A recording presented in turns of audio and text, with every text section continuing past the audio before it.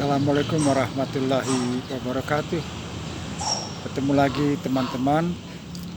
Kali ini kita akan berbicara tentang pembelajaran orang dewasa, yaitu bagaimana strategi pembelajaran yang diberikan kepada para pembelajar yang sudah dewasa.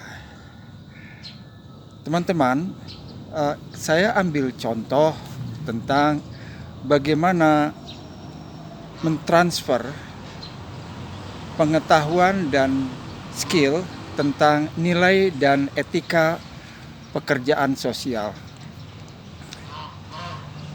Langkah pertama ketika Anda berada pada proses daring ataupun dalam kelas konvensional, yang pertama adalah Anda memperkenalkan siapa Anda.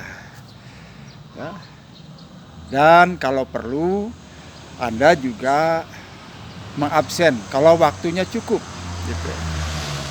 Karena orang disebutkan namanya itu akan jauh lebih nyaman ketika peserta disebutkan namanya oleh Anda. Setelah perkenalan itu terjadi, Anda langkah kedua adalah menjelaskan harapan yang Anda capai atau keinginan mata pembelajaran itu berdampak apa kepada para peserta.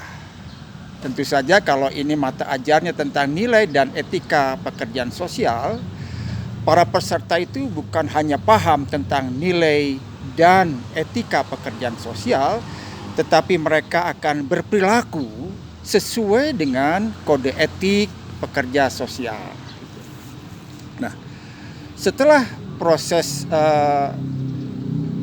tujuan pembelajaran diberikan kepada mereka, teman-teman fasilitator yang baik adalah tidak langsung mengajarkan nilai itu apa, tidak. Tetapi Anda bisa menggambarkan nilai itu apa dan kemudian meminta kepada para peserta untuk memberikan contoh-contoh nilai yang ada di masyarakat. Tentu akan terjadi dinamika yang luar biasa. Para peserta akan mengatakan, oh, nilai itu adalah sesuatu yang dianggap baik oleh pribadi seseorang atau masyarakat. Nilai itu bagaimana kita menilai orang lain, gitu misalnya. Silahkan, itu dinamika para peserta dan Anda harus mengapresiasi mereka. Nah, setelah terjadi urun pendapat semacam itu, Anda persilahkan memaparkan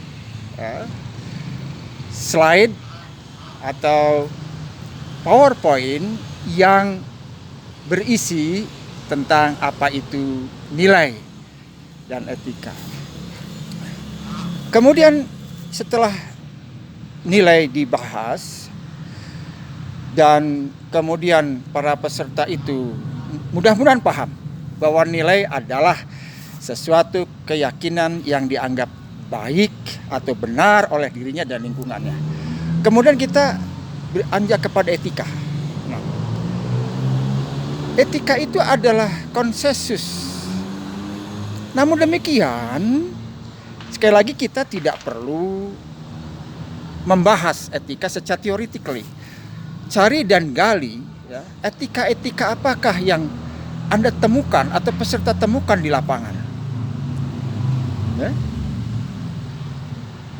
Maka saya yakin peserta akan mengungkapkan pemahaman mereka tentang etika. Jadi etika itu kemudian mereka merasakan etika itu jauh lebih mengikat kepada individu maupun kelompok, karena ada keterkaitan antara apa yang patut dilakukan dan apa yang tidak patut dilakukan oleh orang atau masyarakat tertentu. Jadi sekali lagi, setelah peserta mengungkapkan pendapatnya, maka Anda boleh sekali lagi menguatkan dengan PowerPoint yang ada terkait dengan teori etika yang Anda dapatkan di modul. Selanjutnya, langkah selanjutnya teman-teman, kita akan merangkum terkait dengan nilai dan etika dengan kode etik. Nah, ya. Ambil contoh, apapun profesi orang, misalnya dokter atau ahli hukum, itu terikat oleh ketentuan yang tidak boleh dilanggar. Dan ada sanksi bila ada pelanggaran. Itulah yang disebut dengan, mungkin akan menjawab, kode etik. Nah, kita mainkan di sana dengan kode etik. Tanya mereka, apa itu kode etik? Maka akan kita dapatkan beberapa pendapat-pendapat dari peserta. Nah, kemudian setelah itu Anda wajib mengapresiasi pendapat para pembelajar tersebut, ya. Dengan contoh-contohnya, misalnya kalau dokter melakukan malpraktek, ya, itu sanksinya misalnya oleh ID dilakukan pemberhentian atau pemberhentian sementara atau pemberhentian praktek sementara dan sebagainya. Atau misalnya penegak hukum yang melakukan pelanggaran hukum itu akan dipecat dari itu namanya melanggar kode etik. Selanjutnya teman-teman, yang terakhir, guna menguatkan dari proses pembelajaran awal sampai kode etik tadi, kita berikan studi kasus.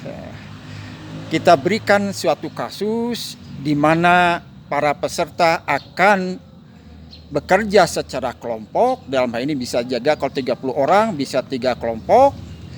Masing-masing membahas dari sudut pandangnya terkait pengalaman mereka dan pengetahuan mereka mengenai nilai, etika, dan kode etik. Bagaimana kasus itu dibedah berdasarkan kode etik yang menjadi pegangan mereka. Sehingga